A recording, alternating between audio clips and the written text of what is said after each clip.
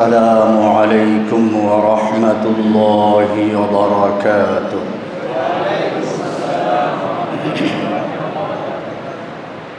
الحمد لله وحده والصلاة والسلام على من لا نبي بعده. আল্লাহ সুবহানাহু ওয়া তাআলার মহান দরবারে লাখ শুকরিয়া পেশ করছি, যিনি আমাদেরকে প্রতি জুমার ন্যায় আজকেও সালাতুল জুমা আদায় করার জন্য মিজমিজি এলাকার বাইতুন নূর জামে মসজিদে আসার তৌফিক এনায়েত করেছেন। এজন্য বলি আলহামদুলিল্লাহ। কাবার পথে শিরোনামে আমরা সিরিজ আলোচনা শুরু করেছিলাম। গত জুমায় আমরা প্রথম পর্ব আলোচনা করেছিলাম। আজকের জুমায় ইনশাআল্লাহ দ্বিতীয় অংশ, মহাস্বপ্ন থেকে মহাবিজয়। আল্লাহর রাসূল সাল্লাল্লাহু আলাইহি ওয়াসাল্লাম যখন মক্কায় নবুয়তের ঘোষণা দিয়েছিলেন, সাফা পাহাড় থেকে যখন এলান হলো, মক্কার কুফফাররা বিরুদ্ধে দাঁড়িয়ে গেল।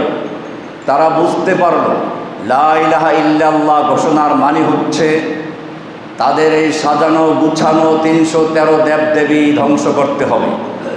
লা ইলাহা ইল্লাল্লাহর মানে হচ্ছে তাদের মন গড়া সংসদ ভেঙে দিতে হবে। লা ইলাহার মানে হচ্ছে তাদের যত রকমের দেবদেবী, যত রকমের তৈরি করা খাজা বাবা গাজা বাবা আছে, সবগুলো ভণ্ড যত আছে সবগুলো ধ্বংস করতে হবে। এ কারণেই তারা প্রতিবাদ করে বলেছিল, আজআলাল আলিহাতা ইলাহান ওয়াহিদা। কি আশ্চর্য কথা! সে সমস্ত দেবদেবী, সমস্ত ইলাহাদেরকে বাতিল করে দিয়ে এক আল্লাহ কেন্দ্রিক করে ফেলল। বোঝা গেল তারা লা ইলাহা ইল্লাল্লাহর অর্থ উপলব্ধি করেছিল, বুঝতে পেরেছিল এবং বুঝে শুনেই তারা প্রতিবাদ করেছিল। এরপরে আল্লাহর রাসূল সাল্লাল্লাহু আলাইহি ওয়াসাল্লামের কাছে তারা প্রস্তাব করেছিল, তুমি কি চাও? যদি নেতা হতে চাও আমরা তোমাকে মক্কার নেতা বানিয়ে দিব। যদি সুন্দরী নারী বিয়ে করতে চাও মক্কার সবচেয়ে সুন্দরী নারী তোমাকে বিয়ে দেওয়া হবে। যদি তুমি ধনী হতে চাও চাঁদা করে আমরা তোমাকে সবচেয়ে বড় ধনী বানিয়ে দিব। আল্লাহর রাসূল সাল্লাল্লাহু আলাইহি ওয়াসাল্লামের চাচা আবু তালেবের কাছে এই প্রস্তাব করা হয়েছিল। আবু তালেব আল্লাহর নবীর কাছে এসে যখন এই প্রস্তাব পেশ করেছিল, আল্লাহর রাসূল সাল্লাল্লাহু আলাইহি ওয়াসাল্লাম উত্তর দিলেন, হে চাচা তুমি শুনে রেখো, এরা তো এইগুলো বলেছে তারা যদি আমার ডান হাতে আসমানের সূর্য তুলে দেয়, বাম হাতে চন্দ্র তুলে দেয়, আমি কাল মুহূর্তের জন্য আমার এই তাওহীদের দাওয়াত বন্ধ করতে পারবো না। এই দাওয়াত আমার নয়, এটা আল্লাহর পক্ষ থেকে। এভাবে তিনি দাওয়াত চালিয়ে গেলেন। মক্কার কুফফারদের নির্যাতন চলতে থাকলো। এক পর্যায়ে মক্কার কুফফাররা চিন্তা করলো, সে যখন এতই উদ্গ্রীব, আমরা তাহলে একটু তাকে টোপ দিয়ে দেখি। ঠিক আছে, আমরা নিজেরা মারামারি করব না, আমাদের মধ্যে যুদ্ধের কোনো প্রয়োজন নেই। 1 বছর তুমি আমাদের আল্লাহদের ইবাদত করবে, 1 বছর আমরা তোমার আল্লাহর ইবাদত করব। আল্লাহ সুবহানাহু ওয়া তাআলা এইবারে নবীকে উত্তর দেওয়ার জন্য ছেড়ে দেননি। আল্লাহ সুবহানাহু ওয়া তাআলা সরাসরি আসমান থেকে উত্তর দিয়ে জানিয়ে দিলেন, বল ইয়া আইয়ুহাল কাফিরুন, হে নবী আপনি জানিয়ে দিন, কোন আপনি বলুন, আইয়ুহাল কাফিরুন, এই কাফেরের দল। এতদিন পর্যন্ত কাফের বলে নাম দেওয়া হয়নি, শুধু বলা হয়েছিল কাফারু, ইন্নাল্লাযিনা কাফারু। কিন্তু আজকে আল্লাহ সুবহানাহু ওয়া তাআলা তাদেরকে কাফের নাম দিয়ে সরাসরি সম্বোধন করলেন, বল ইয়া আইয়ুহাল কাফিরুন, হে কাফেরের দল, লা আ'বুদু মা তা'বুদুন, তোমরা যার ইবাদত করো আমি তার ইবাদত করছি না, আর আমি যার ইবাদত করি তোমরা তার ইবাদত করো না। এরপরে আরো কঠিন করে বললেন, ওয়ালা আনা আ'বুদু মা আবাদতুম, ইসমে ফাইল, আমি তোমরা যার ইবাদত করো তার ইবাদত কখনো করব না, করি না, করব না, আর আমি যার ইবাদত করি তারাও ইবাদত তোমরা কখনোই করবে না। চূড়ান্ত ফয়সালা হয়ে গেল, লাকুম দীনুকুম ওয়ালিয়া দীন। কোন আপোষ নয়, তোমাদের বাতিল ধর্ম তোমাদের জন্য, আমার হক দিন আমার জন্য, সত্য এবং মিথ্যার কোনো আপোষ হতে পারে না। পরিষ্কার হয়ে গেল, একজন মুসলিম কখনো অনিসলামী কোনো কার্যকলাপের সঙ্গে আপোষ করতে পারে না। আল্লাহ রাসূল সাল্লাল্লাহু আলাইহি ওয়াসাল্লামকে আল্লাহ তাআলা সেজন্য পরিষ্কার জানিয়ে দিলেন, লাকুম দীনুকুম ওয়ালিয়া দীন, এটাকে অপব্যাখ্যা করা হয়। এটাকে বলা হয় যে যার যার ধর্ম পালন করবে। আসল বিষয়টা এরকম নয়। বিষয়টা হচ্ছে এই, মক্কার কুফাররা যখন প্রস্তাব করেছিল আসো কিছুদিন আমরা তোমারটায় যাই আর তোমরা আমারটায় যাবে, এটাকে প্রতিবাদ করা হলো। কিন্তু দুর্ভাগ্য অমুসলিমরা তা বুঝেছে। আপনি দেখবেন কোনো হিন্দু মুসলমানদের ঈদের সময় ঈদের নামাজ পড়তে আসে না, কিন্তু মুসলিমদেরকে দেখবেন মন্দিরে গিয়ে তাদের ইবাদতে অংশগ্রহণ করে। যেই কথা আল্লাহ জানিয়েছিলেন মুসলিমদেরকে, লাকুম দীনুকুম ওয়ালিয়া দীন, ধর্মের ক্ষেত্রে দ্বীনের ক্ষেত্রে কোনো আপোষ নেই। যার যার ধর্ম সে পালন করবে, আমার ধর্ম আমি পালন করব, তোমার ধর্ম তুমি পালন করবে, কোনো এখানে আপোষের কিছু নেই। কিন্তু দুর্ভাগা হতভাগা মুসলিম জাতি এটা বুঝতে পারেনি, আর অপেক্ষা করে নিজেরাও ধ্বংস হচ্ছে, মুসলিম উম্মতকে ধ্বংস করে যাচ্ছে। এরপরে তারা চিন্তা করলো তাহলে এবারে আর ছাড় নয়, এবারে তাদেরকে এখান থেকে উৎখাত করতে হত্যা করতে হবে মুহাম্মদকে। আবু তালেব বুঝতে পারলেন বিষয়টি। তিনি বনু হাশিম বনু মুত্তালিবকে জড়ো করলেন আর বললেন, শোনো, মুহাম্মদ আমাদের ভাতিজা, আমাদের বংশের গর্ব, তাকে ওরা হত্যা করতে চায়, আমি তাকে সাহায্য করতে চাই, তোমরা কে আছো আমার পক্ষে দাঁড়াবে? বনু হাশিম বনু মুত্তালিব একত্র হয়ে আবু তালেবকে জানিয়ে দিল, আমরা আছি তোমার সঙ্গে, তুমি তোমার ভাতিজাকে জানিয়ে দাও। আবু তালেব আল্লাহর নবীকে জানিয়ে দিল, আল্লাহি লা ইয়াসিলু ইলাইকা বিজামিইহিম হাত্তা ওয়াসাদা বিতুরাবি দাফিনা। হে মুহাম্মদ, তুমি তোমার দাওয়াতের কার্যক্রম চালিয়ে যাও, তাওহীদের দাওয়াত চালিয়ে যাও। জেনে রাখবে, আবু তালেবের দেহ যতদিন পর্যন্ত মাটির উপরে থাকবে অতদিন পর্যন্ত তোমার কাছে ওই কাফের 14 গোষ্ঠী একাত্তরে কিছু করতে পারবে না। আবু তালেব সব কিছুই করেছে। শেষ পর্যন্ত মক্কার কুফার আবু তালেবকে তার বংশ শুদ্ধ অবরুদ্ধ করে দিল। সে আবি তালেবের 3 বছর পর্যন্ত অবরুদ্ধ থাকলো। এমনকি খানায় কাবার সঙ্গে মক্কার আবু জাহল আবুল হাবরা একটা ঘোষণা দিয়ে দিল, এই ঘোষণার পর থেকে কেউ যেন বনু হাশিম বনু মুত্তালিবের সঙ্গে কোনো লেনদেন না করে, কোনো খাদ্য সরবরাহ করা যাবে না, খাদ্যে মারবো, ভাতে মারবো, পানিতে মারবো। এটাই হচ্ছে কুফফারদের যুগে যুগের ঘোষণা, এটাই করলো। শেষ পর্যন্ত ওদের চুক্তিনামা উই পোকায় খেয়ে ফেললো। আল্লাহর নবী সাল্লাল্লাহু আলাইহি ওয়াসাল্লাম চাচা আবু তালেবকে বললেন, চাচা, ওরা যেই ঘোষণাপত্র কাবায় লটকে দিয়েছিল, গিয়ে দেখো সব উই পোকায় খেয়ে ফেলেছে, আল্লাহর নাম ছাড়া কিছুই বাকি নেই। আবু তালেব কাফেরদের জানিয়ে দিল, ভাতিজা এই কথা বলেছে, যদি তার কথা সত্য হয় তাহলে তোমরা তাকে ছেড়ে দাও, অবরোধ তুলে নাও, আর সত্য না হলে আমি তার সঙ্গে আর থাকবো না। তারা গিয়ে দেখলো ঠিকই তো, ওদের সেই মক্কার ঘোষণাপত্র সব উই পোকায় খেয়ে ফেলেছে, শুধুমাত্র বিসমিক আল্লাহুম্মা, আল্লাহর নামটা বাকি ছিল। অবরোধ তুলে নেওয়া হলো। কিন্তু এরপরে কিছুদিন পরেই আবু তালেব মৃত্যু হয়ে যান, খাদিজা রাদিয়াল্লাহু তাআলা আনহাও মৃত্যু হয়ে যান। এবারে কুফফারদের চক্রান্ত শুরু হলো, আল্লাহ রাসূলকে হত্যা করার জন্য তারা ষড়যন্ত্র করতে লাগলো। আল্লাহ রাসূল সাল্লাল্লাহু আলাইহি ওয়াসাল্লাম তায়েফ চলে গেলেন। মনে করলেন হয়তো মক্কার লোকেরা দাওয়াত কবুল না করলেও তায়েফের লোকেরা দাওয়াত কবুল করবে। এখানে 3 দিন পর্যন্ত থাকলেন, মক্কার নেতাদের কাছে গেলেন। বিস্তারিত ঘটনা বলা উদ্দেশ্য নয়, এটা অন্য সময় ইনশাআল্লাহ বলবো হয়তো। আল্লাহ রাসূল সাল্লাল্লাহু আলাইহি ওয়াসাল্লাম সেখান থেকে ফিরে আসলেন, পথে জিনেরা ইসলাম কবুল করলো। এরপরে তাদের হত্যার ষড়যন্ত্র চললো, আল্লাহর নবীকে হত্যা করার জন্য ঘেরাও করে ফেললো। আল্লাহর নবী আলীকে রাদিয়াল্লাহু তাআলা আনহুকে নিজের বিছানায় রেখে বললেন, এই বিছানার তলে আমানত আছে, মক্কার লোকদের আমানত, এগুলো পৌঁছে দিয়ে মদিনায় আমার সঙ্গে সাক্ষাৎ করবে। আলী রাদিয়াল্লাহু তাআলা আনহু বলেন, আল্লাহর নবীর বিছানায় যখন আমাকে শুয়ে দেওয়া হলো, মানুষ হিসাবে আমিও চিন্তায় পড়ে গেলাম, ওরা হয়তো আমাকে হত্যা করে ফেলবে। আমি এদিক সেদিক তাকাতে লাগলাম, এই বোধহয় আক্রমণ হচ্ছে, এই বোধহয় আমি মারা যাচ্ছি। কিন্তু তিনি বলেন, আমার মুহূর্তের মধ্যে চিন্তা পাল্টে গেল এবং আমি এত আরামে ঘুম দিলাম, দুনিয়ায় এত আরামে এত নিশ্চিন্ত ঘুম আমি কখনো ঘুমাইনি। কারণ কি? কারণ আল্লাহর নবী সাল্লাল্লাহু আলাইহি ওয়াসাল্লাম যখন আমাকে তার বিছানায় শুইয়ে দিয়েছিলেন তখন বলেছিলেন, আলী তুমি এখানে শুয়ে থাকো, এই বিছানার নিচে মক্কার লোকদের আমানত আছে, ওগুলো পৌঁছে দিয়ে মদিনায় আমার সঙ্গে সাক্ষাৎ করবে। আমি বুঝতে পারলাম আল্লাহর নবীর এই আমানত আমার মাধ্যমে আদায় হবে। আমি আমানত আদায় যদি না করে মারা যাই, আল্লাহর নবী খেয়ানতকারী হবেন। আল্লাহর কসম, আল্লাহ রাব্বুল আলামিন তার নবীকে খেয়ানতকারী বানাবেন না। সুতরাং আমি জীবিত থাকব, আমার মাধ্যমে নবীর আমানত আদায় হবে, এরপরে মদিনায় যাব, তারপরে মৃত্যুর চিন্তা করবেন। আগ পর্যন্ত মৃত্যুর কোনো চিন্তা নাই। কি বিশ্বাস! আল্লাহর নবী হিজরত করলেন, অনেক লম্বা ঘটনা, সেটা বয়ান করার উদ্দেশ্য নয়। আল্লাহর নবী মদিনায় চলে গেলেন, ইসলামের দাওয়াত দিতে শুরু করলেন। ইসলাম ব্যাপকভাবে বিজয় হতে লাগলো। এক পর্যায়ে আল্লাহর নবী সাল্লাল্লাহু আলাইহি ওয়াসাল্লাম তো দুনিয়া আগমন করেছেন খানায় কাবাকে আবাদ করার জন্য, মদিনাকে আবাদ করার জন্য নয়। আল্লাহর নবীকে তো পাঠানো হয়েছিল ইব্রাহিমের দোয়া হিসেবে।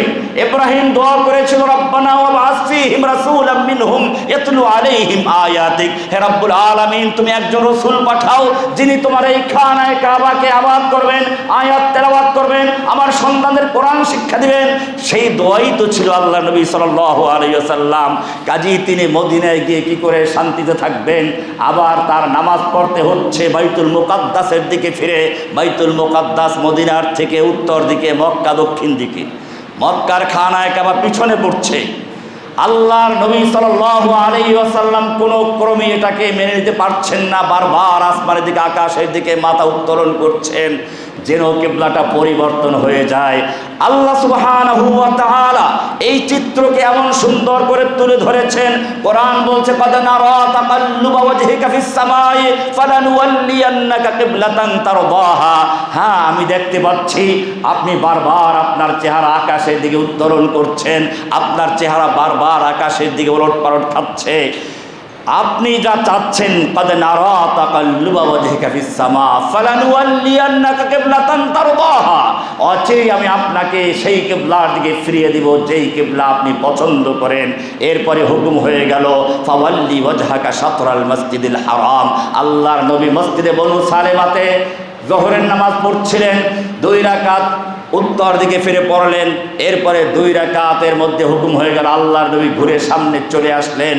পিছনের কাতার ঘুরে সামনে চলে গেল, আর সামনের কাতারটা পিছনে পড়ে গেল। এখনো মদিনার সেই মহল্লায় বনু সালেম মসজিদ, মসজিদে কিবলাতাইন নামে প্রসিদ্ধ। অবশ্য এখন দরজা খুলে দিয়েছে, ওই পাশে উপরে কিবলার চিহ্ন আছে, গেলে দেখবেন। আল্লাহর নবী সাল্লাল্লাহু আলাইহি ওয়াসাল্লামের জন্য কিবলা পরিবর্তন হয়ে গেল। এবারে মুনাফিকরা, ইহুদিরা বলাবলি শুরু করতে লাগলো, এতদিন পর্যন্ত তাহলে যেই নামাজ পড়েছে ওইটার কি হবে? যেটা যুগে যুগে মুনাফিকরা এরকম করতে থাকে। আল্লাহ তাআলা উত্তর দিচ্ছেন, সায়াকুলুস সুফাহাউ মিনান নাসি মা ওয়াল্লাহু আন কিবলাতিহিমুল্লাতী কানু আলাইহা। অচিরেই বোকা লোকেরা, নির্বোধ লোকেরা অভিযোগ করবে, প্রশ্ন তুলবে, মা ওয়াল্লাহু আন কিবলাতিহিমুল্লাতী কানু আলাইহা, তাদের সেই কিবলার কি হলো যেই কিবলা এতদিন পর্যন্ত নামাজ পড়লো, 16-17 মাস পর্যন্ত, এবারে কিবলা পরিবর্তন হয়ে গেল, এটার কি হলো? আল্লাহ সুবহানাহু ওয়া তাআলা বললেন, এখানে পরীক্ষা আছে। ওমা জাআলনাল কিবলাতাল্লাতী কুনতা আলাইহা, যেই কিবলার দিকে তোমরা ছিলে সেই কিবলা পরিবর্তন করার হুকুম আমি এজন্য দিয়েছি, ইল্লা লিনা'লামা মাইয়াত্তাবিউর রাসূলা মিম্মান ইয়ানকালিবু আলা আকিবাইহি, দেখবো কারা আল্লাহর নবীর ইত্তেবা করে, অনুসরণ করে। কারণ এখানে কাবা বড় কথা নয়, বড় কথা হচ্ছে আল্লাহর ইবাদত করা। আল্লাহ সুবহানাহু ওয়া তাআলা যেদিকে যখন বলবেন মুমিন তখন সেদিকে ইবাদত করবে, এটাই হচ্ছে মুমিনদের বাস্তব নির্দেশ। মুমিনদেরকে বলা হয় না কোনো কারখানায় কাবার ইবাদত করার জন্য। এটাই পরিষ্কার হয়ে গেল। আল্লাহ তাআলা সেজন্য বলেছেন, ওমা কানাল্লাহু লিইউযিআ ঈমানাকুম ইন্নাল্লাহা বিন-নাসি লারাউফুর রহিম। আল্লাহ তোমাদের ঈমান বিনষ্টকারী নন, আল্লাহ তোমাদের অতীতের আমলগুলো ধ্বংস করবেন না, কারণ ওটাও ছিল আল্লাহর হুকুম। এখন যেটা সেটাও আল্লাহর হুকুম।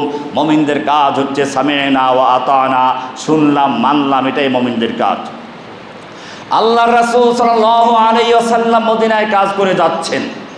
ইতিমধ্যে খবর পেলেন মক্কার লোকেরা একটা ব্যবসায়ী দল পাঠিয়েছে সিরিয়া শাম এলাকায়। এই ব্যবসাটা যা লাভবান হবে, সবগুলো মদিনায় আক্রমণ করার জন্য অস্ত্র ক্রয় করা হবে। এটা আর কোনো ব্যক্তিগত ফায়দা কেউ নিতে পারবে না। আবু সুফিয়ান হচ্ছে এই ব্যবসায়ী দলের লিডার।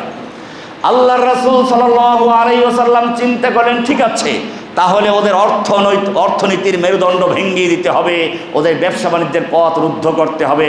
আল্লাহর নবী সাল্লাল্লাহু আলাইহি ওয়াসাল্লাম এই ব্যবসায়ী কাফেলাকে আটকে দেওয়ার জন্য মাত্র 313 জন সাহাবী নিয়ে রওনা করলেন।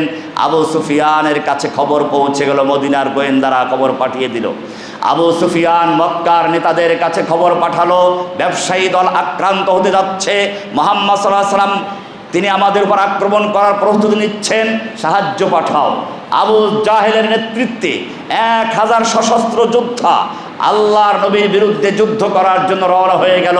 এদিকে আবু সুফিয়ান নিজেও বাঁচার চেষ্টা করলো। সে মদিনার ওই রাস্তা না ধরে নদীর পাড়ের রাস্তা দিয়ে, সাগরের পাড় দিয়ে মক্কায় পৌঁছে গেল। খবর দিল, আমরা চলে এসেছি, তোমরা ফিরে আসো। আবু জাহেলের নেতৃত্বে 1000 সশস্ত্র যোদ্ধা তারা বদর প্রান্তে হাজির হয়ে গেছে। তারা চিন্তা করলো, পরামর্শে বসলো, তাহলে আমরা যুদ্ধ করার কি প্রয়োজন, ফিরে যাই। ইতিমধ্যে শয়তান নিজে এসে হাজির। আল্লাহ সুবহানাহু ওয়া তাআলা সূরা আনফালের 48 নম্বর আয়াতে বলছেন, ওয়াইজ যায়্যানা লাহুমুশ শাইতানু আমালাহুম। শয়তান সেখানে একজন নজদ এলাকার বড় পীর শাইখ নামে একজন লোক ছিল, শাইখে নজদি। শাইখে নজদির সুরাত ধরে বড় পীর সেজে, বুজুর্গ সেজে সেই মজলিসে এসে উপস্থিত। কে আপনি? আমি নজদ এলাকার শাইখে নজদি। কি আপনার পরামর্শ? আমার পরামর্শ হচ্ছে, এটা একটা মোক্ষম সুযোগ। মুহাম্মদ সাল্লাল্লাহু আলাইহি ওয়াসাল্লাম নিজে, তার সঙ্গে আরও তার ক্রিম সাহাবিগুলো, আনসার মুহাজিরদের ক্রিমগুলো আছে, এইগুলো যদি হত্যা করতে পারো তাহলে আর তোমাদের কোনো চ্যালেঞ্জ থাকবে না। তোমাদের দেবদেবী, তোমাদের আলেহাদেরকে কেউ চ্যালেঞ্জ করতে পারবে না। এজন্য এখনই সময়। এখন তারা নিরস্ত্র, তোমরা সশস্ত্র, তোমরা 1000 যোদ্ধা, ওরা 313 জন ক্ষুধার্ত লোক। এটাই মোক্ষম সুযোগ, শেষ করে দিয়ে যাও, আর বাকি রাখার কোনো দরকার নেই। আবু জাহেলের গোত্র এবারে যুদ্ধ করার জন্য তৈরি হয়ে গেল। আল্লাহ সুবহানাহু ওয়া তাআলা বলছেন, ফালাম্মা তারাতিল ফিয়াতান। শয়তানের এই পরামর্শ অনুযায়ী যখন আবু জাহেলরা যুদ্ধের জন্য প্রস্তুত হলো, আল্লাহর নবী সাল্লাল্লাহু আলাইহি ওয়াসাল্লাম ময়দানে প্রস্তুত আছেন, রাতের বেলায় দোয়া করেছেন। আবু বকর সেই দোয়া শুনি বলেছিলেন, যথেষ্ট হয়েছে, আপনার দোয়া আল্লাহ কবুল করেছেন। ঠিকই যুদ্ধ শুরু হয়ে গেল। সেই যুদ্ধে আবু জাহেল মারা গেল, 70 কাফের মারা গেল, 70 জন বন্দী হলো। আল্লাহ সুবহানাহু ওয়া তাআলা নবীকে বিজয় দান করলেন।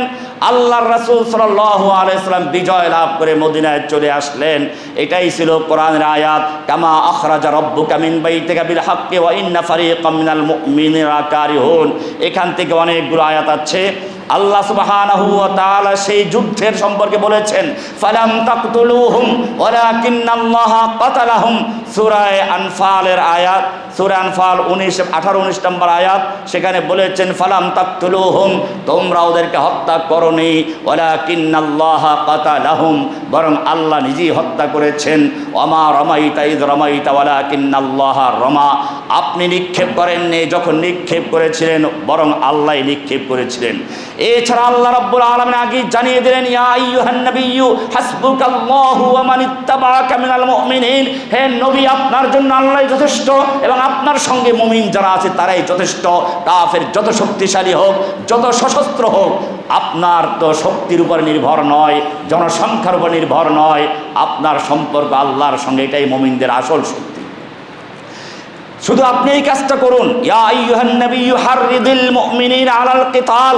হে নবী, আপনি মুমিনদেরকে কিতালের জন্য উৎসাহিত, উদ্বুদ্ধ করুন। মনে রাখতে হবে, মুমিনদেরকে আল্লাহ রাব্বুল আলামিন কিতালের জন্য উৎসাহিত করেছেন, উদ্বুদ্ধ করেছেন।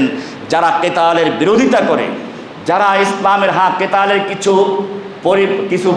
কিছু স্তর আছে, কিন্তু এটা মনে রাখতে হবে, ঢালাওভাবে এটা বলা যাবে না ইসলামের যুদ্ধ নেই, জিহাদ নেই। বাতিল যদি আক্রমণ করে মুসলিমদের মোকাবেলা করতেই হবে, সেক্ষেত্রে অপেক্ষা থাকবে না। আপনি নিজে অগ্রিম যদি যুদ্ধ করতে যান, সেক্ষেত্রে কিছু শর্ত শরায়ত আছে। আমি আজকে সে বিষয়ে আলোচনা করছি না। ধাপে ধাপে কাবা মুক্ত করা, পবিত্র করা নিয়ে আলোচনা হচ্ছে। আল্লাহ সুবহানাহু ওয়া তাআলা বদরে বিজয় দান করলেন। কাফের 70টা মারা গেল, 70 জন বন্দী হলো। তারা প্রতিশোধের আগুন নিয়ে মক্কায় ফিরে গেল। এরপরে তারা শক্তি অর্জন করতে লাগলো। এবারে তারা মদিনায় আক্রমণ করার জন্য রওনা হলো। উহুদের যুদ্ধ সংঘটিত হলো। এই যুদ্ধে আল্লাহর নবী সাল্লাল্লাহু আলাইহি ওয়াসাল্লাম উহুদের ছোট একটা জায়গা ছিল, পিছন দিক থেকে ঘুরে এসে দুই পাহাড়ের মাঝখানে এখানে ছোট একটা পাহাড়, যেটা বর্তমানে জাবালুর রুমাত নামে খ্যাত, এখানে আল্লাহর রাসূল সাল্লাল্লাহু আলাইহি ওয়াসাল্লাম 50 জন সাহাবীকে নিয়োগ করলেন যে আমরা যদি যুদ্ধে বিজয় লাভ করি তাহলেও তোমরা এই জায়গা ছাড়বে না, আর যদি আমরা পরাজিত হই, আমাদেরকে পাখি যদি আমাদেরকে চিরে চিরে খেয়ে ফেলে, তখনও তোমরা এই ঘাঁটি ছাড়বে না। যার ফলে এই উহুদের যুদ্ধে মুসলিমদের বিজয় আসলো। কাফেররা পালাতে শুরু করলো। এখন ওই 50 জন দেখলো যে এখন তো গনিমতের মাল নেওয়া হচ্ছে, কাফেরদের মাল সামান পড়ে আছে, আমরা কেন এখানে থাকবো। তাদের যে কমান্ডার ছিলেন তিনি বললেন খবরদার কেউ যাবে না, আল্লাহর নবীর নির্দেশ তো এমনই ছিল। কিন্তু তারা মানল না, কিছু লোক চলে গেল, মাত্র 10 জন সাহাবী বাকি থাকলেন। খালিদ বিন ওয়ালিদ রাদিয়াল্লাহু তাআলা আনহু এই পথে কয়েকবার আক্রমণের চেষ্টা করেছেন কিন্তু পারেননি। এবার দেখলো ময়দান ফাঁকা, তিনি আক্রমণ করে ওই 10 জনকে হত্যা করে পিছন থেকে আক্রমণ করলেন।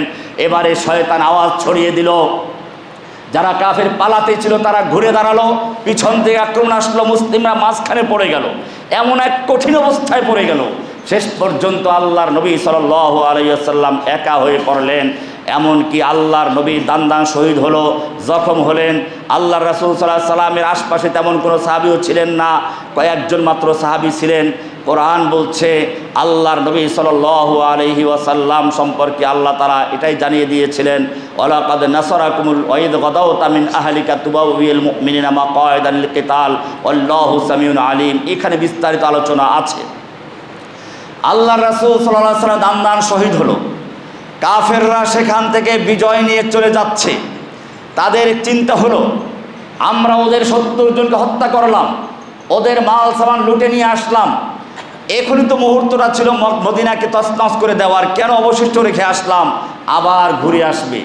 আল্লাহর নবী সাল্লাল্লাহু আলাইহি ওয়াসাল্লাম চিন্তা করলেন ওরা যদি এখন আক্রমণ করতে আসে তাহলে ওরা সুযোগ নেবে, তার চেয়ে আমি আক্রমণ করতে যাই, ওরা ভয় পেয়ে যাবে। আল্লাহর রাসূল সাল্লাল্লাহু আলাইহি ওয়াসাল্লাম রওনা হয়ে গেলেন এবং কাফেররা ঠিকই ভয় পেয়ে গেল। চিন্তা করলো যেই বিজয় লাভ করেছি এতটুকু হাতছাড়া না হয়, তবুও তো একটা মান সম্মান আছে। আগে বদরের যুদ্ধে পরাজিত হয়েছি, উহুদের যুদ্ধে শুরুর দিকে পরাজিত হয়েছিলাম, কোনো কারণে আমরা এখন বেঁচে গেছি, ঠিক আছে বিজয় নিয়ে যাই। এরপরে তারা সাহস করলো না। কিন্তু এরপরে মদিনার আশপাশের ইহুদি মুনাফিক এরা মক্কার কাফিরদেরকে উত্তেজিত করতে লাগলো, উৎসাহিত করতে লাগলো মদিনা আক্রমণ করার জন্য।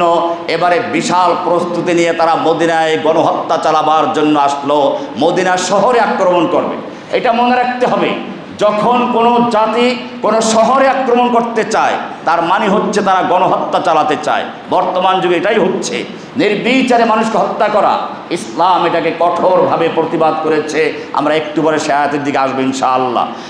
এটাকে বলা হয় জঙ্গে আহজাব, আহজাবের যুদ্ধ, এ নামে একটা সূরা আছে।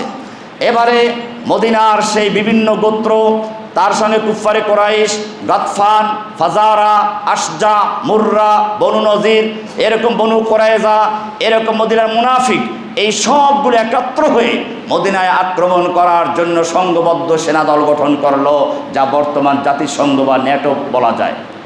বর্তমান সময়ের জাতিসংঘ বলেন, ন্যাটো বলেন, এগুলো সেই মক্কার নেতাদের আহজাবেরই বর্তমান রূপ, আধুনিক রূপ। এটাও মুসলিমদের উপকারের জন্য তৈরি হয় নাই। এই জাতিসংঘ মুসলিমদের ধ্বংস করার জন্য, এই ন্যাটো জোট মুসলিমদের ধ্বংস করার জন্য। মুসলিম যখন কোনো জায়গায় আক্রান্ত হয় তাদের সাহায্য করার জন্য এদের কোনো তৎপরতা নেই।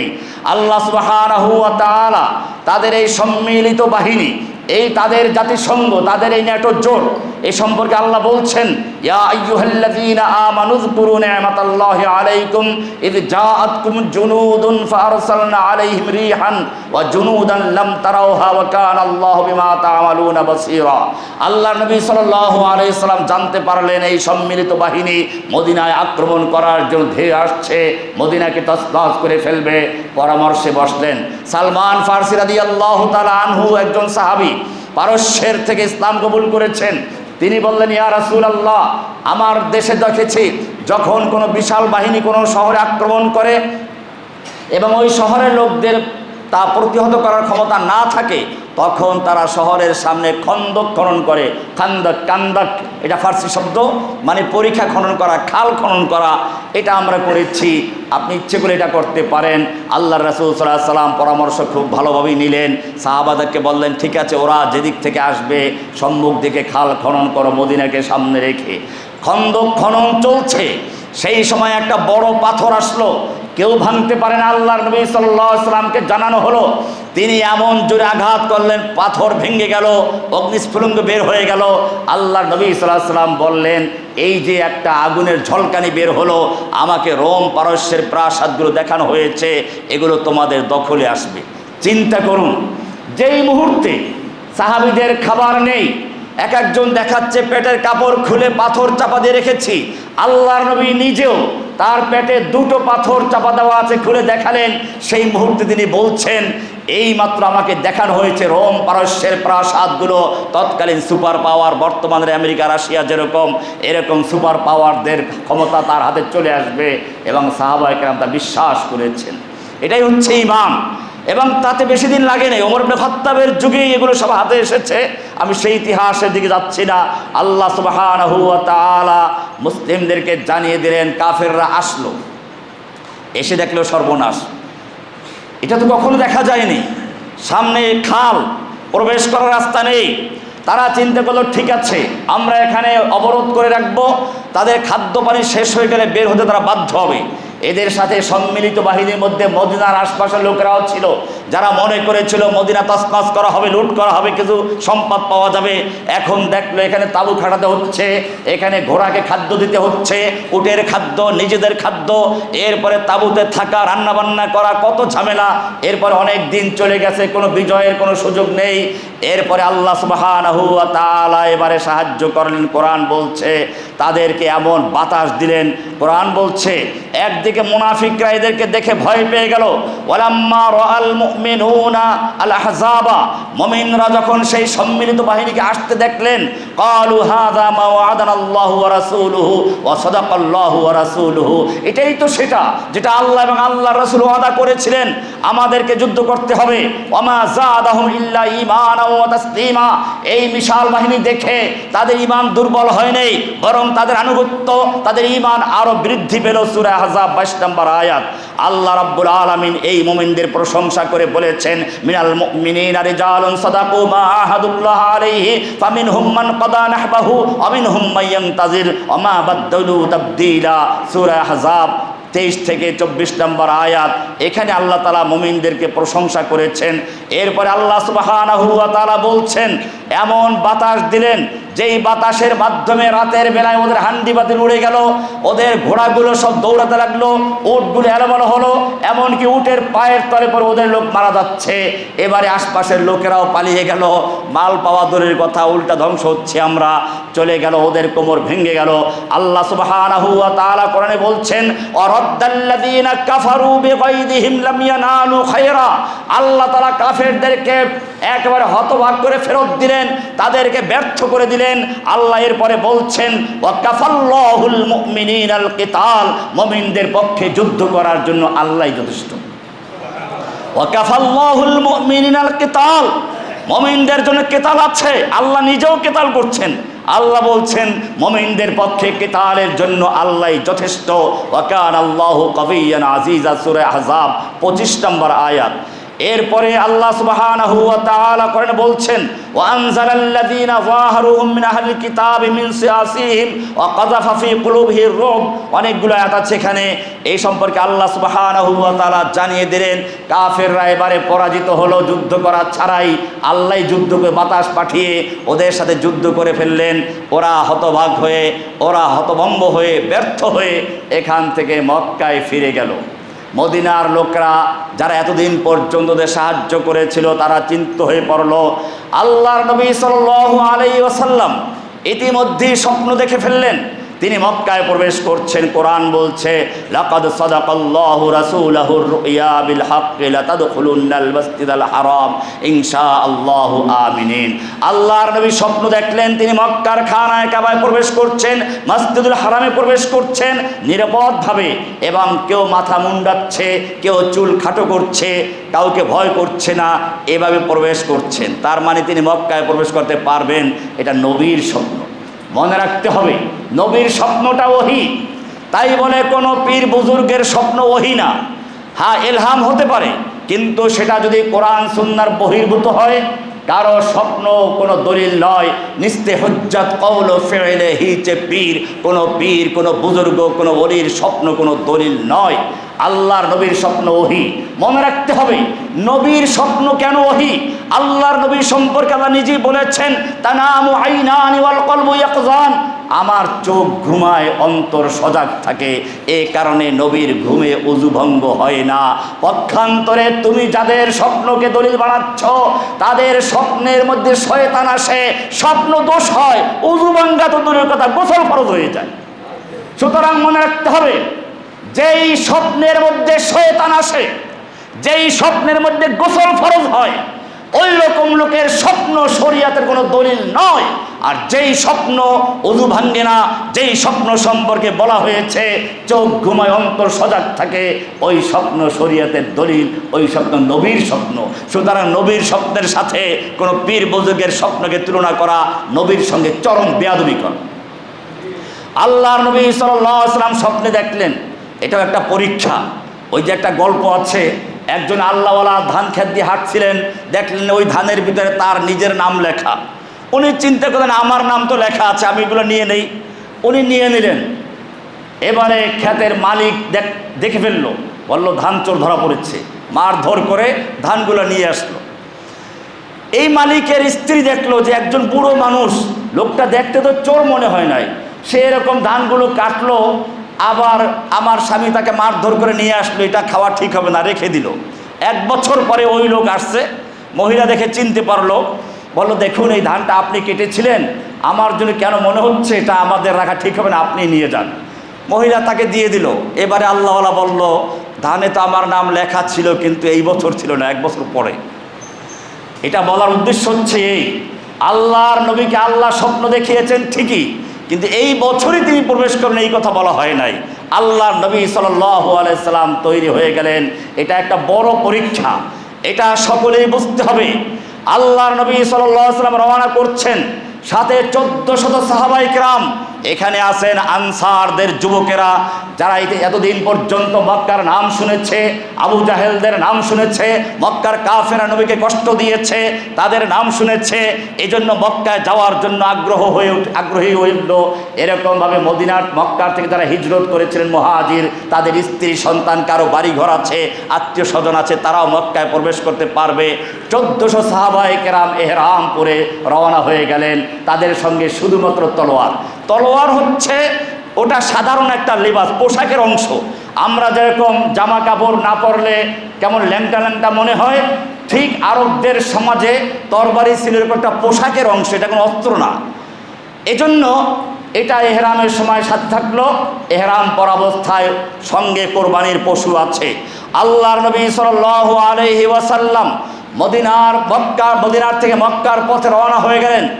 এরপরে যখন ওসফান নামক জায়গায় পৌঁছলেন, তখন মক্কার কাফেররা পরামর্শ করলো মক্কায় তাকে প্রবেশ করতে দেওয়া হবে না, মক্কার আগেই শেষ করে দেওয়া হবে। খালিদ বিন ওয়ালিদ তখন ইসলাম কবুল করেননি। ওসফান নামক জায়গায় দেখলো তারা জোহরের নামাজ পড়ছে, বাহ সুন্দর সুযোগ, সব সিজদায় গেছে, এই সময় তো মারা যাবে। এই জন্য প্ল্যান করে আসলো পরবর্তী নামাজ যখন হবে তখন তাদেরকে আক্রমণ করা হবে। কিন্তু এবারে আল্লাহ তাআলা আগেই নবীকে জানিয়ে দিয়েছেন। কোরআন বলছে ওয়াইদা কুনতা ফীহিম ফাআকামতা লাহুমুস সালাতা ফালতাকুম তায়ফাতুম মিনহুম মাআকা ওয়ালিয়াখুযু আসলিহাতাহুম। অর্থাৎ সালাতুল খৌফ নাজিল হয়ে গেল। যুদ্ধের সময় যে বিশেষ নামাজ আছে, 2 রাকাত পড়বে ইমাম সাহেব এক গ্রুপকে নিয়ে, আর এক গ্রুপ দুশমনদের মোকাবেলায় থাকবে। এরপরে যখন 2 রাকাত হয়ে যাবে, বাকি 2 রাকাত আবার এরা এসে পড়বে, ওরা যুদ্ধের ময়দানে চলে যাবে। এই বিশেষ নামাজ নাজিল হয়ে গেল। খালিদ বিন ওয়ালিদ আসরের সময় আসলো, আক্রমণ করবে, কিন্তু দেখে আশ্চর্য কথা, এই নামাজ তো আগের মতো না, এটা তো ভিন্ন নামাজ। আল্লাহর রাসূল সাল্লাল্লাহু আলাইহি ওয়াসাল্লাম তখন নামাজ শেষ করে এবার রাস্তা পরিবর্তন করে চলে যাচ্ছেন হুদায়বিয়ার দিকে। খালিদ বিন ওলীদ মক্কায় ফিরে গেল নতুন করে কৌশল অবলম্বন করার জন্য। আল্লাহর রাসূল হুদায়বিয়া পর্যন্ত পৌঁছলেন। মক্কার নেতারা চিন্তা করলো হুদায়বিয়ার থেকে একটু সামনে গেলে হারাম এলাকা, হারামের ভিতরে ঢুকলে হত্যা করা যাবে না, মারা যাবে না, এদেরকে আটকে দাও। আল্লাহর রাসূল সাল্লাল্লাহু আলাইহি ওয়াসাল্লাম যখন সেই হুদায়বিয়া পর্যন্ত পৌঁছলেন, আল্লাহর নবীর উট বসে পড়ল। কোরআন বলছে হুয়াল্লাযী কাফফা আইদিয়াহুম আনকুম ওয়া আইদিয়াকুম আনহুম বিবাতনি মাক্কাহ। আল্লাহর নবীর উট বসে পড়ল। লোকেরা বলল যে আল্লাহর নবীর কাসওয়া নামক উট এটা দুর্বল হয়ে গেছে।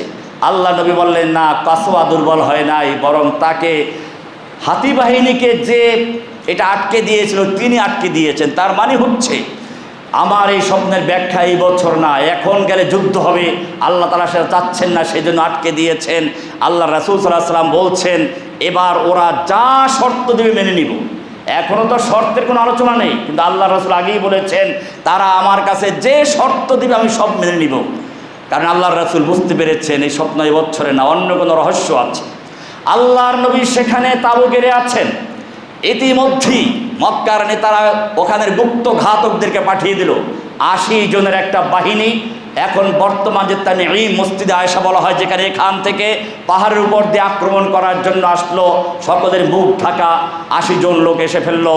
আল্লাহ সুবহানাহু ওয়া তাআলা আল্লাহর নবীকে জানিয়ে দিলেন সাহাবায়ে কেরাম সেই 80 জন লোককে গ্রেফতার করে ফেললো। কোরআন বলছে আহুয়াল্লাযী কাফফা আইদিয়াহুম আনকুম, সেই আল্লাহ যিনি তোমাদেরকে তাদের হাত থেকে তোমাদেরকে বাঁচালেন, ওয়াইদিয়াকুম আনহুম তোমাদের হাত থেকে তাদেরকে বাঁচালেন, বেবাতনে মক্কাতা মক্কা উপত্যকায় মিন বাদি আন আযফারাকুম আলাইহিম। আযফারা যুফুরুন নখর, পাঞ্জা, বাঘ বা বিড়াল জাতীয় যত প্রাণী আছে এগুলো যখন শিকার করে, ইঁদুর ধরে বিড়ালে, বাঘে যখন কোনো হরিণ ধরে একবারে খায় না, শিকারটাকে হাতে নিয়ে তারপর ওটা নিয়ে খেলে, একটু ছেড়ে দেয়, আবার এই করে, এটাকে বলে আযফারাকুম, মানে নখরের ভিতরে পাঞ্জার ভিতরে ধরে রাখা। আল্লাহ তাআলা বলছেন এই 80 জনকে যেন মুসলিমরা কবজার ভিতরে পাঞ্জার ভিতরে নিয়েছে।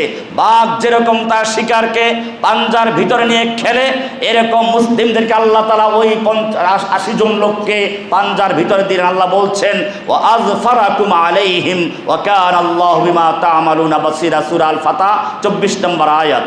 এরপরে আল্লাহর রাসূল সাল্লাল্লাহু আলাইহি ওয়াসাল্লাম তাদেরকে ছেড়ে দিলেন, তারা মক্কায় চলে গেল। এরপরে আল্লাহর নবীর কাছে এক একজন আসতে শুরু করলো, আলোচনা হচ্ছে। প্রথমে আসলো একজন লোক, আল্লাহ রাসূল তাকে জানিয়ে দিলেন আমরা যুদ্ধ করতে আসি নাই, আমরা এসেছি এখানে উমরা করার জন্য।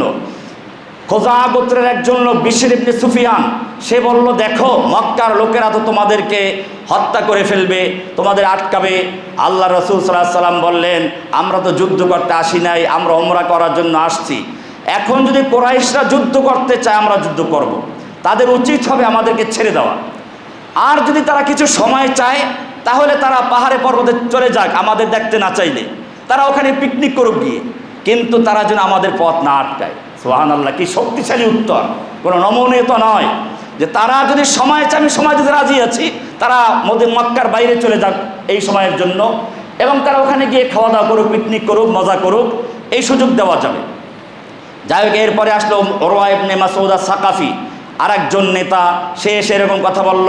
আল্লাহর রাসূল সাল্লাল্লাহু আলাইহি ওয়াসাল্লাম সে বলল ইয়া মুহাম্মদ আর আইতা ইন ইস্তাসালতা কওমাকা, তুমি কি তোমার নিজের বংশের লোকদেরকে মূলোৎপাটন করতে চাও, ধ্বংস করতে চাও? তুমি কি ইতিহাসে এমন জেনেছো কোন লোক তার নিজের বংশের লোকদের ধ্বংস করেছে? হাল সামি'তা বি আহাদিন মিনাল আরব ইজতাহা আহলা কিবলা আহলা ক্বাবলিকা। আল্লাহ রাসূল সাল্লাল্লাহু আলাইহি ওয়াসাল্লাম সে ভয় দেখাতে শুরু করলো। আল্লাহ রাসূল সাল্লাল্লাহু আলাইহি ওয়াসাল্লাম রাগ করেন, আবু বকর রাদিয়াল্লাহু তাআলা আনহু তাকে সরিয়ে দিলেন।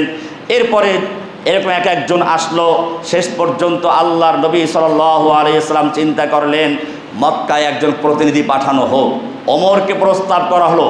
ওমর রাদিয়াল্লাহু তাআলা আনহু বললেন মক্কার লোকেরা আমার উপরে এমনি ক্ষিপ্ত, আর আমিও তাদের উপরে কঠোর, তাছাড়া মক্কায় আমার কোনো বংশের কেউ নাই, যে আমার পক্ষে দাঁড়াবে।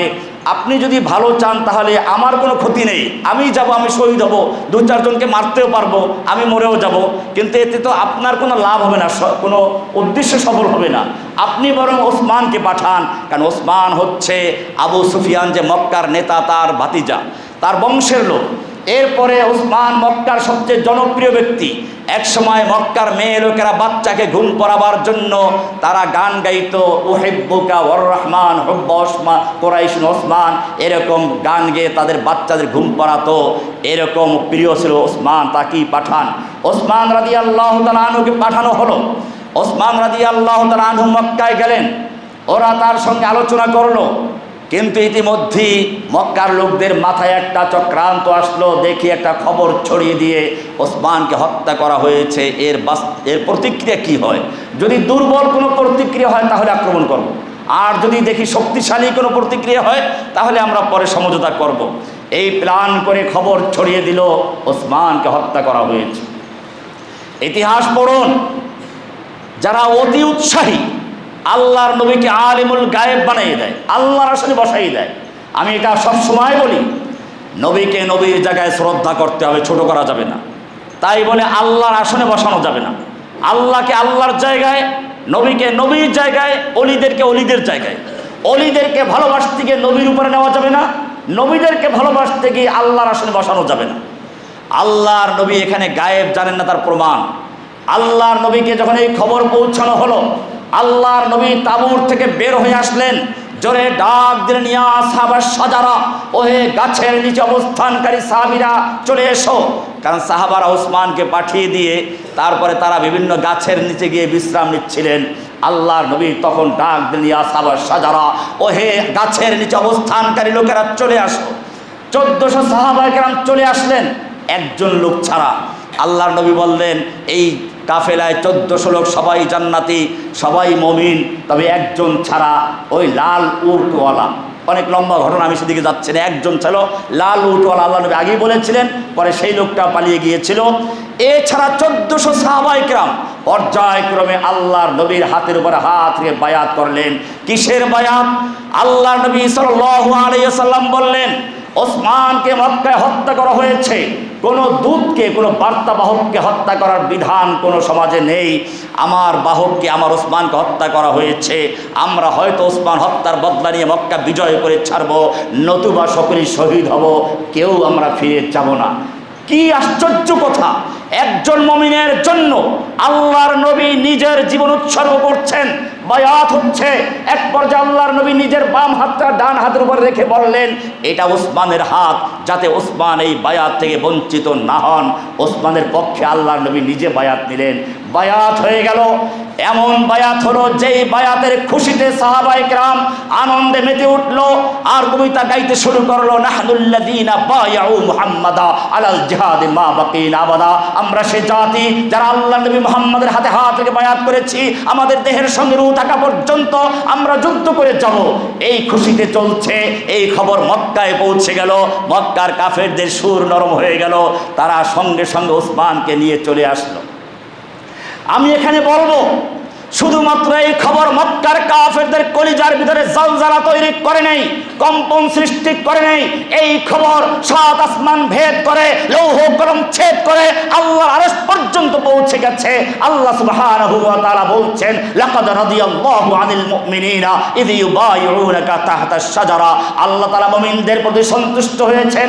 আল্লাহ নিজে বলেছেন মুমিনদের প্রতি, তার মানে ওই যুদ্ধে যারা অংশগ্রহণ করেছিল তারা সকলেই মুমিন। আল্লাহ ঈমানের সাক্ষী দিয়েছেন। কোরআন বলছে আল্লাহ তাআলা মুমিনদের প্রতি সন্তুষ্ট হয়েছেন যখন তারা আপনার হাতে হাতে বায়াত রেখে বায়াত করেছিল। ইয ইউবাইউনাকা তাহতাশ শাজারা, সেই গাছের নিচে, শাজারা গাছের কথা আলোচনা আছে। আল্লাহ তাআলা এইভাবে সন্তুষ্টির কথা জানিয়ে দিলেন। শুধু সন্তুষ্টির কথা নয়, এরপরে আল্লাহ তাআলা আর এক আয়াতে সূরা ফাতার আয়াতগুলো আল্লাহ জানিয়ে দিলেন, ইন্নাল্লাযীনা ইউবাইউনাকা ইন্নামা ইউবাইউনাল্লাহ। হে নবী, যারা সেই দিন গাছের নিচে বসে আপনার হাতের উপরে হাত রেখে বায়াত করেছিল, তারা আপনার হাতে হাত রেখে বায়াত করে নাই, তারা সরাসরি আল্লাহর হাতে বায়াত করেছে। ইয়াদুল্লাহি ফাওকা আইদিহিম, তাদের হাতের উপরে স্বয়ং আল্লাহর হাত ছিল। ইয়াদুল্লাহি ফাওকা আইদিহিম, তাদের হাতের উপরে স্বয়ং আল্লাহর হাত ছিল। আল্লাহ খুশি হয়ে গেলেন, বোঝা গেল বায়াত আছে।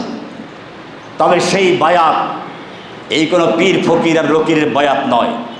বায়াত হচ্ছে খলিফাতুল মুসলিমিন, বায়াত হচ্ছে আমিরুল মুমিনিনের, বায়াত হবে মুসলিমদের খেলাফত প্রতিষ্ঠার জন্য, ইমারতের জন্য। এইরকম খুচরা খুচরা বায়াতের কোনো স্থান ইসলামে নেই। যাই হোক, সে লম্বা ইতিহাস, আমি সামনে আগাচ্ছি। বায়াত হয়ে গেল, মক্কার কাফেরদের কলিজায় জালজালা শুরু হয়ে গেল। এখন যুদ্ধের জন্য প্রস্তুত। একটা মুহূর্ত দেরি করলে আর সামলানো যাবে না। 14-16 কে কাকে সামলাবে? যুদ্ধ শুরু হয়ে গেলে হয়তো একদিকে দেখবে ওসমান ফিরে এসেছে, আর একদিকে যুদ্ধ চলছে। আল্লাহ সুবহানাহু ওয়া তাআলা ঠিক সেই মুহূর্তে ওসমানকে পাঠিয়ে দিলেন। ওসমান চলে আসলো, সঙ্গে মক্কার নেতা সোহাইল। সোহাইল সম্পর্কে জেনে রাখা উচিত। এই সোহাইল হচ্ছে মক্কার একজন বড় খতিব, বাক শক্তি তার অনেক ভালো, বড় বক্তা, সুন্দর বক্তব্য দিতে পারেন। বদরের যুদ্ধে তিনি গ্রেপ্তার হলেন। তার দুই ছেলে, এক ছেলে আব্দুল্লাহ আর এক ছেলে আবু জান্দাল। আব্দুল্লাহ বদরের যুদ্ধে ওনার সঙ্গী ছিলেন। যুদ্ধ করতে গিয়ে সর্বপ্রথম তিনি যুদ্ধের ভান করে মুসলিম বাহিনীতে যুক্ত হয়ে ইসলাম কবুল করলেন। মক্কার এক নেতার ছেলে। আর দ্বিতীয় ঘটনা একটু পরে আপনারা জানবেন। এই নেতা আসলো, এবারে চুক্তি হবে। আল্লাহ রাসূল সাল্লাল্লাহু আলাইহি ওয়াসাল্লাম আগেই বলেছিলেন আজকে তারা যেই শর্ত দিবে সেই শর্ত মেনে নিব। এবারে সোহাইল এসে আল্লাহ নবীকে বললেন, এত আনুষ্ঠানিক কাগজ দাও, লিখি। আল্লাহ রাসূল সাল্লাল্লাহু আলাইহি ওয়াসাল্লাম বললেন, ঠিক আছে লেখো, বিসমিল্লাহির রহমানির রহিম। সে বলল, আমরা রহমান চিনি না, আমরা আল্লাহ চিনি, তুমি লেখো বিসমিকা আল্লাহুম্মা। আল্লাহ রাসূল সাল্লাল্লাহু আলাইহি ওয়াসাল্লাম ঠিক আছে লেখো। প্রথমেই এখানে বিজয় লাভ করলো কি? আল্লাহর নবী না আবু সুফিয়ান? আবু সুফিয়ানের পক্ষে গেল, স্কোর একটা জমা হলো। দ্বিতীয়বার লেখো, এই চুক্তি মিন মুহাম্মাদুর রাসূলিল্লাহ ইলা সানাদিদে কুরাইশ, মুহাম্মাদুর রাসূলুল্লাহর পক্ষে এবং মক্কার কুরাইশদের নেতাদের পক্ষে। না, আমরা তোমাকে রাসূল মানি না, লেখো মুহাম্মদ ইবনে আব্দুল্লাহ। আল্লাহ রাসূল সাল্লাল্লাহু আলাইহি ওয়াসাল্লাম আলীকে বললেন, আলী, মুহাম্মদ ইবনে আব্দুল্লাহ, আমি আব্দুল্লাহর পুত্র, আল্লাহ রাসূলও। তোমরা মানো আর না মানো, আমি আল্লাহর রাসূল। আলী কাটতে রাজি হলেন না, আল্লাহ নবী নিজের হাতে কেটে দিলেন। এখানেও 2 নম্বর জায়গায় আবু সুফিয়ানের পক্ষে গেল। 3 নম্বর শর্ত, এইবার আপনারা ওমরা করতে পারবেন না, ফিরে যাবেন। সাহাবায়ে কেরাম ওমরা করার জন্য আসছেন, যুবকদের রক্ত এখনো টকবগে আছে, ইতিপূর্বে তারা বায়াত করেছে। সবাই লক্ষ্য করছেন প্রত্যেকটা শর্ত মুসলিমদের বিরুদ্ধে। এরপরে বলল, মক্কার থেকে যারা ইসলাম কবুল করে মদিনায় যাবে তাদেরকে ফেরত দেওয়া হবে, কিন্তু মদিনার থেকে কেউ ইসলাম কবুল ত্যাগ করে মক্কায় ফিরে আসলে ফেরত দেওয়া হবে না। এরকম সবগুলো ইসলামের বিরুদ্ধে চলছে। ইতিমধ্যেই আবু জান্দাল, এই সোহাইলের আর এক পুত্র, শিকল বাঁধা অবস্থায় আগে ইসলাম কবুল করেছে, চরম নির্যাতন করা হচ্ছিল। আবু জান্দালের ছেলে আবু জান্দাল, আবু সোহাইলের ছেলে জানতে পারলো আমার মক্কার মুসলমান ভাইয়েরা এখানে আছে। তিনি শিকলবদ্ধ অবস্থায় লাফ দিয়ে এসে পড়লেন সেখানে। আবু জান্দালকে দেখেই সোহাইলের রক্ত চলে গেল, একে ফেরত দাও, নইলে চুক্তি হবে না। আল্লাহ রাসূল সাল্লাল্লাহু আলাইহি ওয়াসাল্লাম বলেন, এখনো তো চুক্তি লেখা হয় নাই, চুক্তি তো স্বাক্ষর হয় নাই, এটাকে আমার জন্য দিয়ে দাও। কয়েকবার অনুরোধ করেছেন, আবু জান্দালকে ফেরত দাও। সোহাইল বলল, না, এটা ফেরত না দিলে চুক্তি হবে না। আল্লাহ রাসূল সাল্লাল্লাহু আলাইহি ওয়াসাল্লাম বললেন, আবু জান্দাল ধৈর্য ধরো, আল্লাহ ব্যবস্থা করবেন। সাহাবায়ে কেরাম দূর থেকে সহ্য হচ্ছিল না। আবু জান্দালের অবস্থা থেকে চোখে পানি আসছে সকলেরই, চরম নির্যাতন নিপীড়ন। ওখানেও আবু জান্দালকে মারা হলো, তার বাপ তাকে মারধর শুরু করলো, বললো একে ফেরত দাও। আল্লাহ রাসূল সাল্লাল্লাহু আলাইহি ওয়াসাল্লাম বললেন তাকে ফেরত দেওয়া হোক। ওমর ইবনে খাত্তাব রাদিয়াল্লাহু তাআলা আনহু কৌশলে একটা তলোয়ার তার উটের সঙ্গে রেখে এসে কানে কানে বললেন, ওখানে উট আছে, সঙ্গে একটা তলোয়ার আছে, ইচ্ছে করলে কাজ শেষ করে দিতে পারো। আবু জান্দাল চাইলেন না এটা করতে, কারণ বাকিরা তো এহরাম বাঁধা অবস্থায় আছেন। এইরকম অবস্থায় চুক্তি হয়ে গেল। ওমর ইবনে খাত্তাব রাদিয়াল্লাহু তাআলা, দেখুন এটা একটা অত্যন্ত গুরুত্বপূর্ণ বিষয়, সবগুলো মুসলিমদের বিরুদ্ধে। এখানে আনুগত্যের বিষয়টাই আল্লাহর হয়তো মানসা ছিল, দেখা ছিল। মহাবিজয়ের আগে পরীক্ষা করা কর্মীদেরকে, নেতাকে কতটুকু আনুগত্য করে, এটাই জীবনের জন্য শিক্ষা দেওয়া। আমাদের যারা ফলোয়ার আছে, ভক্তবৃন্দ আছে, যখনই দেখে তার মতের সঙ্গে মিলে না, কয় যে রহমানী সাহেব আগের মতো নেই, জেল খেটে ইমান দুর্বল হয়ে গেছে। আমাদের একটা বড় প্ল্যান ছিল, এই বাংলাদেশের যুবকদের জন্য আমরা একটা সুন্দর একটা পরিকল্পনা নিয়ে আমরা আগাবো। শয়তান এখানে ঘোষণা দিয়ে দিল কি, রহমানী সাহেব আগের মতো নেই। একদল যারা একটু অতি উৎসাহী, অতি আবেগী, এই লোকগুলো ভেগে গেল। এটা মনে রাখতে হবে, এইখানে আল্লাহর নবী সাল্লাল্লাহু আলাইহি ওয়াসাল্লাম ইতিপূর্বে যেই রকম তার বক্তব্য ছিল, এখন সবগুলো তার বিপরীত। আল্লাহর নবীকে এক এক করে অনেকগুলো শর্ত মেনে নিতে হলো, যেখানে সেই বিসমিল্লাহির রহমানির রহিম থেকে রহমান কেটে দেওয়া হলো, এমনিভাবে মুহাম্মদুর রাসূলুল্লাহ থেকে রাসূলুল্লাহ কেটে দেওয়া হলো। এমনিভাবে এবার উমরা করতে পারবে না, অথচ সবাই উমরার জন্য প্রস্তুত। এবার তারা ফিরে যাবে মক্কায়, কেউ ইসলাম কবুল করে গেলে ফেরত দিতে হবে। সবচেয়ে বড় কথা, আবু জান্দালের ঘটনা, তাকেও ফেরত দিতে হলো। সাহাবায়ে কেরাম সব চুপ হয়ে আছেন, হট্টগোল লাগলে থামানো মুশকিল ছিল।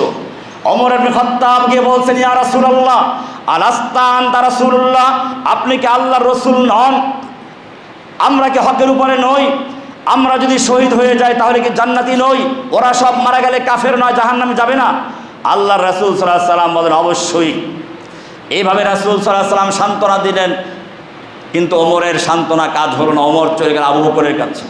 আবু বকর রাদিয়াল্লাহু তাআলা আনহুকে একই প্রশ্ন, তিনি কি আল্লাহর রাসূল নন? আমরা কি হকের উপরে নই? আমাদের কোরআন কি সত্য নয়? আমরা যদি শহীদ হই তাহলে জান্নাতি, ওরা জাহান্নামী নয় কি? ওমর এত কথা বললেন, আবু বকর শুধু একটা কথাই বললেন, হুয়া রাসূলুল্লাহ, তিনি আল্লাহর রাসূল। এক কথায় চুপ হয়ে গেল। আল্লাহর রাসূল সাল্লাল্লাহু আলাইহি ওয়াসাল্লাম চুক্তি হয়ে গেছে। এখন সবাইকে বলেন আমরা ফেরত যাব। এখন এখানেই সবাই তোমাদের চুল কাটো, গরু কোরবানি করে দাও, এহরাম খুলে ফেলো। কিন্তু কেউ খুলছে না। তিনবার বলেছেন। একটু আগে যেই সাহাবীরা আল্লাহর নবীর হাতে হাত রেখে বায়াত করলেন, আমি সংক্ষেপ করেছি, এখানে যারা আলোচনা করতে এসেছিল তাদের বক্তব্য আছে। আমরা বিভিন্ন নেতাদের কাছে গেছি, রোম পারস্যের সম্রাটদের কাছে গেছি, কিন্তু তাদের অনুসারীরা তাদেরকে যতটা আনুগত্য করে, আল্লাহি আল্লাহর কসম, মুহাম্মদ সাল্লাল্লাহু আলাইহি ওয়াসাল্লামের অনুসারীদের মতো তাদেরকে দেখা যায় নাই। মুহাম্মদ সাল্লাল্লাহু আলাইহি ওয়াসাল্লাম একটু ঘাম বের হলে তারা কে গায়ে মাখাবে, এমনকি সে একটু বাড়াবাড়িও করেছে। তার একটু মুখে থুতু ফেললে বা নাক সাফ করলে ওটাও তারা গায়ে মেখে দেয়। এরকম আনুগত্যের বর্ণনা দেওয়া হলো। আর এখন তিনবার আল্লাহ রাসূল বলছেন, কুমু ওয়ানহারু, দাঁড়াও, ওঠো, তোমরা পশু জবাই করে দাও। কেউ শুনছে না। আল্লাহ নবী সাল্লাল্লাহু আলাইহি ওয়াসাল্লাম চলে গেলেন তাঁবুর ভিতরে স্ত্রী উম্মে সালামার কাছে। স্ত্রী এমন হতে হয়। আল্লাহ রাসূলের স্ত্রী উম্মে সালামা বললেন, ইয়া রাসূলুল্লাহ, আপনি কিচ্ছু বলবেন না, আপনি সোজা আপনার নাপিতকে ডাকান, আপনি কোরবানি করেন, নিজের পশু জবাই করেন, এরপরে চুল কেটে হালাল হয়ে যান, দেখবেন সবাই এটা করবে। আল্লাহ রাসূল এই পরামর্শ নিলেন, নিজের চুল কাটলেন, এবারে তিনি কোরবানি করলেন।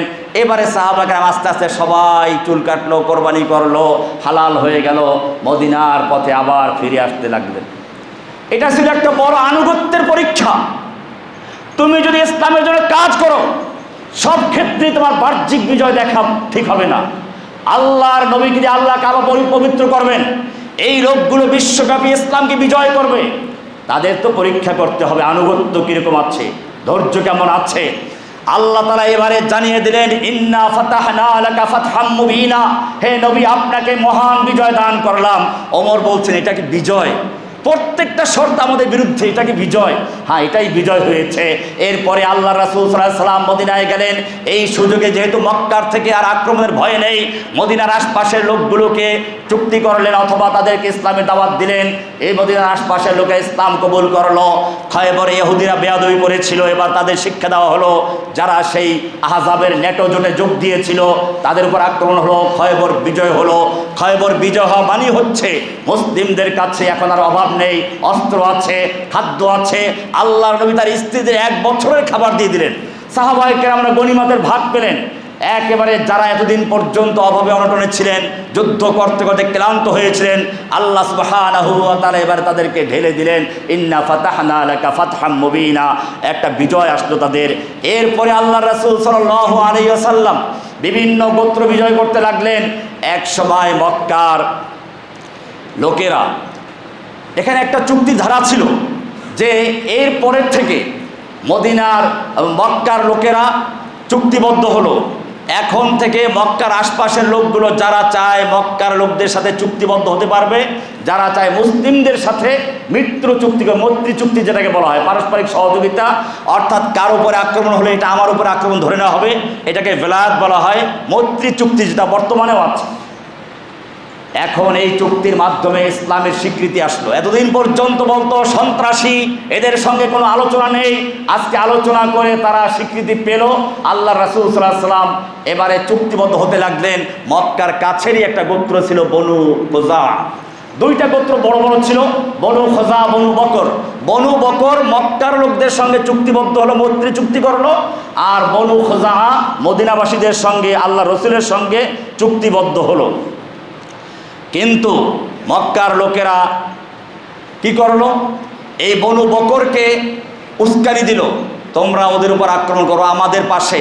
যেমন এখন আমেরিকার কাছে কিউবা রাশিয়ার পক্ষে, আবার রাশিয়ার কাছে ইউক্রেন আমেরিকার সাথে চুক্তি করে, বিষয়টা এরকমই হয়ে দাঁড়ালো। মক্কার পাশে বনু বকর, তারা মক্কার সাথে চুক্তি করলো, আর একটা গোত্র বনু খুজা মদিনার সাথে চুক্তি করলো।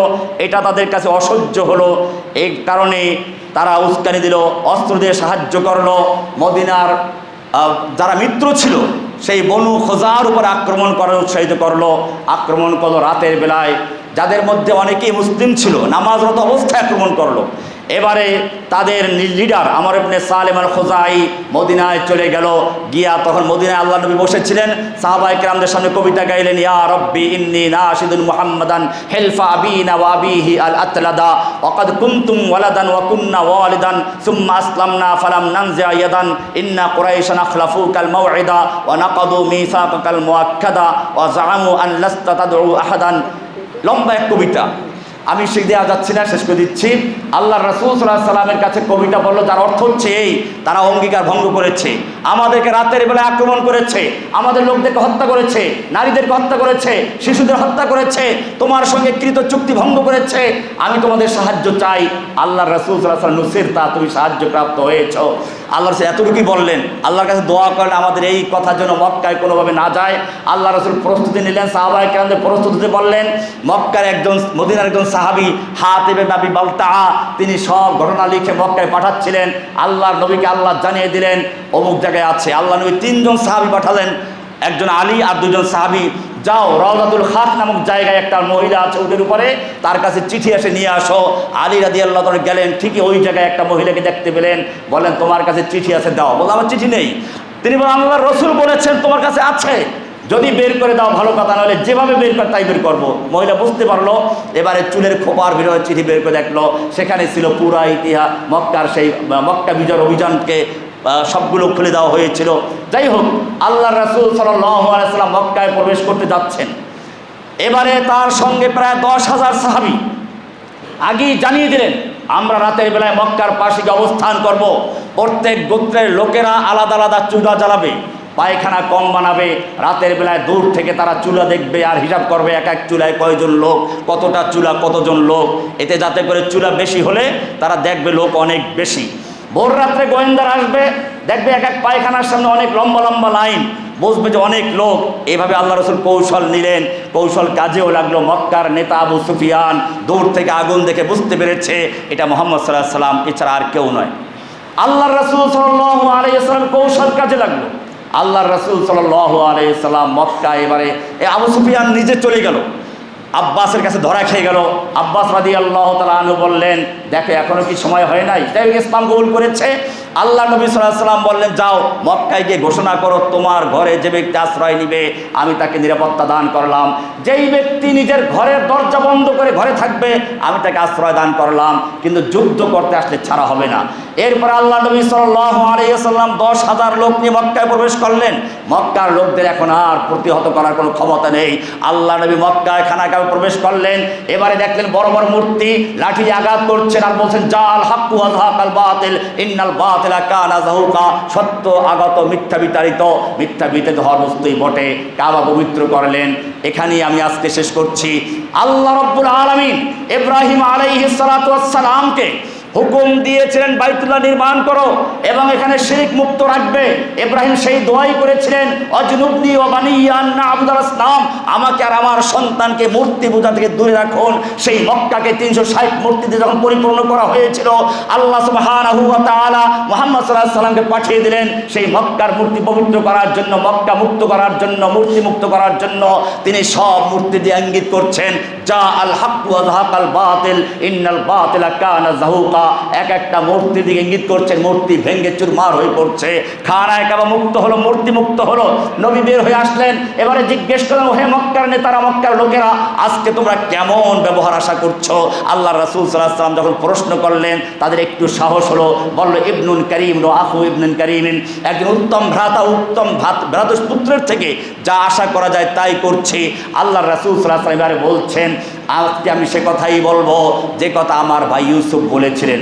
আমি বলেছিলাম ইউসুফের স্বপ্ন। ইউসুফ আলাইহিস সালাম দীর্ঘদিন পরে ভাইদেরকে হাতে পাওয়ার পরে বলেছিলেন, লা তাসরিবা আলাইকুমুল ইয়াউম, আজকে তোমাদের বিরুদ্ধে আমার কোনো ক্ষোভ নেই। আল্লাহর রাসূল সাল্লাল্লাহু আলাইহি ওয়াসাল্লাম আজকে সে কথাই বলছেন, আকুলু কামা ক্বালা ইউসুফ, আমি আজকে তোমাদের জন্য সে কথাই বলছি যা আমার ভাই ইউসুফ আলাইহিস সালাম তার ভাইদের ব্যাপারে বলেছিলেন। যখন ভাইয়েরা তাকে হত্যা করার চক্রান্ত করেছিল, কূপে নিক্ষেপ করেছিল, সেই ভাইদের সঙ্গে যখন দেখা হলো, হাতের মুঠোর ভিতরে প্রতিশোধ নেওয়ার সুযোগ ছিল, সে সময় তিনি যা বলেছিলেন, আজকে আমি তোমাদের জন্য তাই বলছি, লা তাসরিবা আলাইকুমুল ইয়াউম, আজকে তোমাদের বিরুদ্ধে আমার কোনো ক্ষোভ নেই। ইযহাবু আনতুমুত তুলাকা, যাও, আমি তোমাদের সকলকে সাধারণ ক্ষমা ঘোষণা করলাম। আল্লাহ রাসূল সাল্লাল্লাহু আলাইহি ওয়াসাল্লাম মক্কাকে মূর্তি মুক্ত করলেন, কিন্তু এখনো মূর্তি পূজকরা রয়ে গেছে, ল্যাংটারা তওয়াফ করছে, মুশরিকরা এখন আশপাশে আছে। তিনি এই বছর হজ করবেন না, আগামী বছর হজ করতে আসবেন ইনশাআল্লাহ। আমরা আগামী জুমা হজ নিয়ে আলোচনা করব। আল্লাহ সুবহানাহু ওয়া তাআলা আমাদের সকলকে বিষয়গুলোকে বুঝার এবং আমল করার তৌফিক দান করুন। যারা